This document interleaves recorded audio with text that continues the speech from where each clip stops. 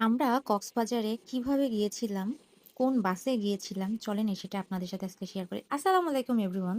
ট্যুরাইফাস gallery থেকে সবাইকে স্বাগতম। আমাদের ব্যাগ গোছানো রেডি। আমার তো পার্সোনাল বডিগার্ড আছে।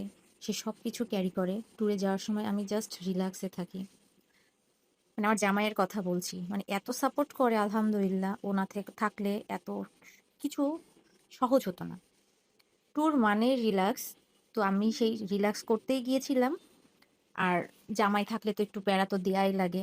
আর ট্যুরে অনেক ইম্পর্টেন্ট আমার এই ব্যাগটা। মানে এই ব্যাগটা আমি যে কত জায়গায় নিয়ে গেছি এটা আমার এত পরিমাণের হেল্প করে এবং এই বাসাটা ছেড়ে যেতে ভীষণ কষ্ট হচ্ছিল যে কতদিন পর আবার বাসায় ফিরবো। যাই হোক আমার মেয়ে নেমে গিয়েছিল এবং আমাদের উবারও চলে এসেছে। আমরা উবারে করে রওনা দিয়েছি শুক্রবার রাতে। ওইদিন রাস্তাটা বেশ ফাঁকা ছিল।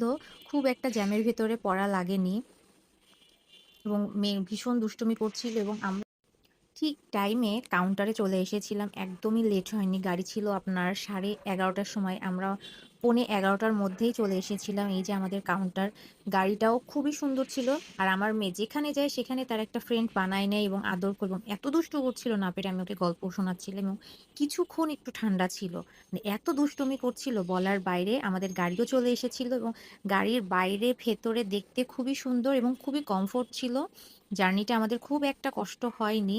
আমার মেয়েও মাশাআল্লাহ ভীষণ এনজয় করছে এবং গাড়ির মধ্যে লাগেজগুলো রাখা হচ্ছিল এবং অপেক্ষা করছিলাম যে কখন আমি গাড়ির ভেতরে যাব।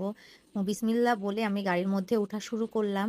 আমার মেয়ে তো দেখে যে এত খুশি হয়েছে বলার বাইরে। ওর বাবা বলেছিল যে নিচে সিট নিব না উপরে নিব। আমি বললাম যে উপরেই নাও। এবং উপরে উঠে অনেক খুশি ছিল যে এটা আমি কোথায় উঠেছি। গতবার যখন গিয়েছিলাম তখন নিচে নিয়েছিলাম। এই যে ওর বাবা উঠতে যে একটা মনে হয় ডিগবাজি খেয়েছিল এটা নিয়ে আমি আর এবং মেয়ে খুব হাসাহাসি করছিলাম। পরে আমার মেয়ে হাত বাড়িয়ে দিয়েছে তার বাবাকে ওঠানোর জন্য। খুব কেয়ারিং তার বাবার প্রতি। এবং এইটুক জায়গার মধ্যে বালিশ কোল বালিশ দিছে ভাই এই কোল বালিশটা কোন কাজে লাগে আমি বাসা থেকে তো কাঁথা নিয়ে এসেছিলাম আর এই লোকটা মানে শোয়ার সাথে সাথে ফোন চাপাচাপি শুরু আমার মেয়ের লাইট একবার অন অফ এই যে আমি কাঁথাগুলো বালিশের উপরে দিয়ে দিলাম এবং আরামে আমি শুভ আর কোনো টেনশন নেই এবং কক্সবাজারে আমরা পৌঁছে গিয়েছি পরের ভিডিওটার জন্য অপেক্ষা করতে হবে এবং পাশেই থাকবেন সবাই আমাদের সবাইকে অনেক অনেক ধন্যবাদ।